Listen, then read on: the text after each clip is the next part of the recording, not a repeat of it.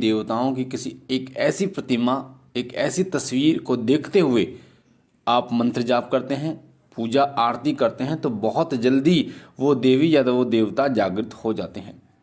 तस्वीर और मूर्ति अगर प्राण प्रतिष्ठित होती है तो उसमें देवीय ऊर्जा का अंश जो है वो विद्यमान हो जाता है। पर जब हम बात करते हैं प्राण प्रतिष्ठित की, तो वो मंदिरों में ही मूर्तियों की प्राण प्रतिष्ठा की जाती है। घर पर आप प्राण प्रतिष्ठा नहीं कर सकते। इसलिए ऐसा क्या करें कि आपके घर पे भी वही शक्ति विद्यमान हो जो शक्ति मंदिरों में विद्यमान होती है। वही कृपा आपको प्राप्त हो जो कृपा मंदिर में पूजा करने से आपको प्राप्त होती है। आप देवी देवताओं की शक्ति को जागृत कर पाएं। तो आज की वीडियो में आपको बताने जा रहा हूं कि देवी देवताओं की शक्ति को जागृत अगर आपको करना है तो आपको किस प्रकार की मूर्ति या किस प्रकार की तस्वीर की उपासना पूजा करनी चाहिए। अधिकतर आपने देखा होगा जो पेंटिंग होती है माता की या किसी बाबा की पेंटिंग होती है, किसी देवी या देवता की पेंटिंग होती है, हम जाते हैं पूजा की दुकान पे या किसी मंदिर में जाते हैं और वहाँ से वो खरीद लाते हैं और उसी की उपासना करना शुरू कर देते हैं। कई लोग किसी मंदिर में या किसी दुकान से जब तस्वीर लाते हैं तो वो ऐसे ही ले आते हैं जिसका कोई महत्व नहीं होता। उसका एक तरीका होता है, किसी भी देवी देवताओं में उनके अंश को विद्यमान करने का एक तरीका होता है।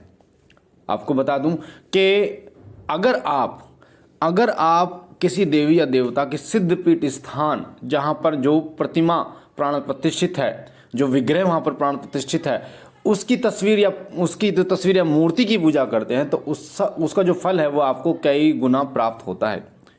क्योंकि वो जो तस्वीर या जो आपकी ऊर्जा होती है उस तस्वीर या मूर्ति में, वो ऊर्जा वहाँ पर भी इकट्ठी होती है, वहाँ से भी वो जागृत हो जाती है। तो उस तस्वीर की उपासना आपको जरूर करनी चाहिए।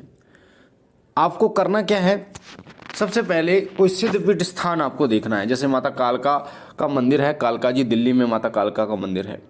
उसी प्रकार से बाबा मोहन राम का मंदिर है राजस्थान भिवाड़ी में।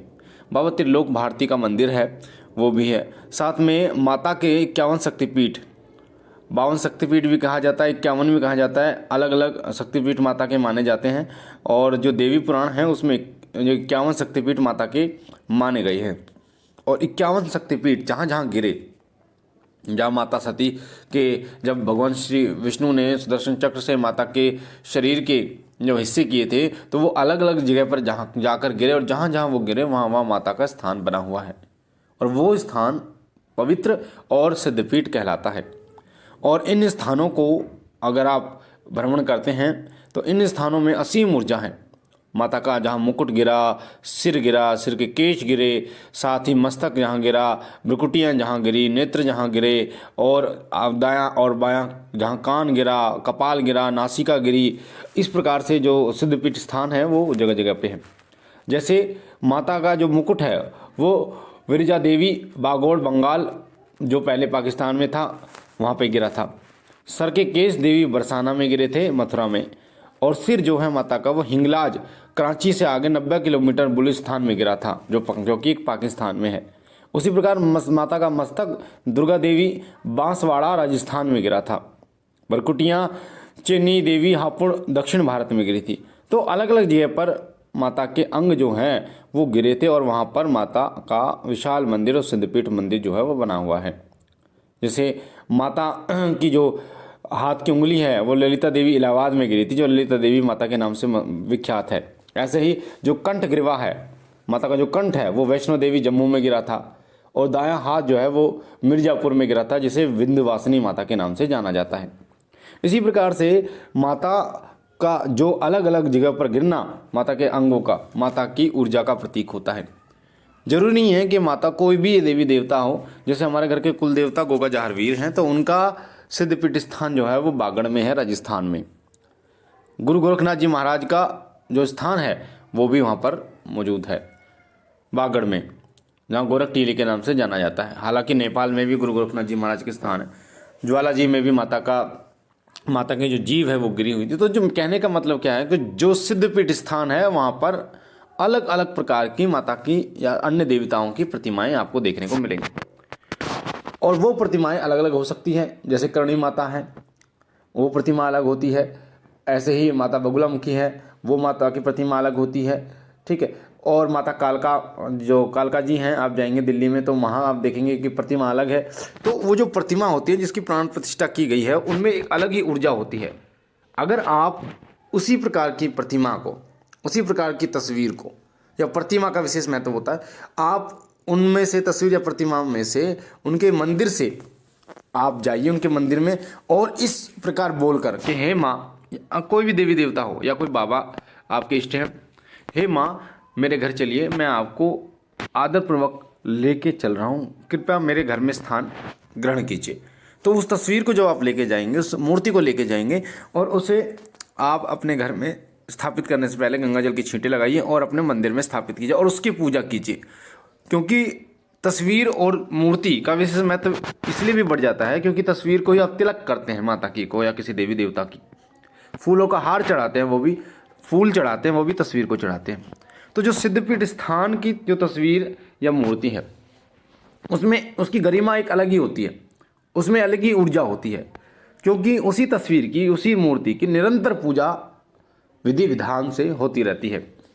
भोग, पूजा, आरती विधि विधान से होती है, तो उसमें से एक अलग ही ऊर्जा निर्मित होती है। और आप ये करके देखिए, मेरा ये स्वयं का अनुभव है कि अगर आप इस प्रकार की प्रतिमा की पूजा करते हैं, इस प्रकार की तस्वीर की पूजा करते हैं, तो बहुत जल्दी आपका ध्यान लगता है, जागृत होते हैं आपके सप्त चक्र, आपकी दिव्य दृष्टि बहुत जल्दी जागृत होती है और आपकी पूजा का फल आपको कई गुना प्राप्त होता है। किसी भी सिद्धपीठ स्थान में चले जाइए जहाँ जो आपके इष्ट हो सकते हैं आपकी इष्ट माता दुर्गा हो सकते हैं आपके इष्ट माता काली हो, या फिर अन्य देवी देवता आपके इष्ट हों, जैसे भैरव बाबा का भी स्थान, माता काल का जो मंदिर है वहाँ पे उसके पास ही है, बैठक भैरव बाबा का मंदिर है, वहाँ से भी बाबा भैरव बाबा की आप तस्वीर लेके आ सकते हैं, मूर्ति लेके आ सकते हैं और इसी प्रकार से बोलकर और उनकी पूजा स्थान शुरू कर सकते हैं। तो आप अभी जो पूजा कर रहे थे, जिस भी विग्रह की पूजा आप कर रहे थे उसमें, और अब आप सिद्धपीठ स्थान से वो विग्रह लेके आइए जो आपके इष्ट हैं, उनकी पूजा पाठ करके, और वो विग्रह इस प्रकार के बोल के लेके आइए कि मैं आपको अपने घर ले जा रहा हूँ, मेरे घर में स्थान ग्रहण कीजिए और उनको अनुग्रहित कीजिए। तो आप देखेंगे कि आपकी अंदर की ऊर्जा बहुत जल्दी जागृत होनी शुरू हो जाए, देवी देवताओं की जो शक्ति है वो आपके उस घर में, उस मंदिर में जो जागृत होनी शुरू हो जाएगी, बहुत जल्दी आपको अनुभव होने शुरू हो जाएंगे। यकीन मानिए, बहुत जल्दी अनुभव आपको शुरू हो जाएंगे। ये किसी ने आपको नहीं बताया होगा, ये स्वयं का अनुभव होता है, ये किसी धर्म पुराणों में नहीं लिखा होता। कुछ चीज़ें ऐसी होती हैं जो गुरु के अनुभव होते हैं, शिष्यों के अनुभव होते हैं, या जो है गुरु भाई उनके अनुभव होते हैं जो आपके साथ हम शेयर करते हैं।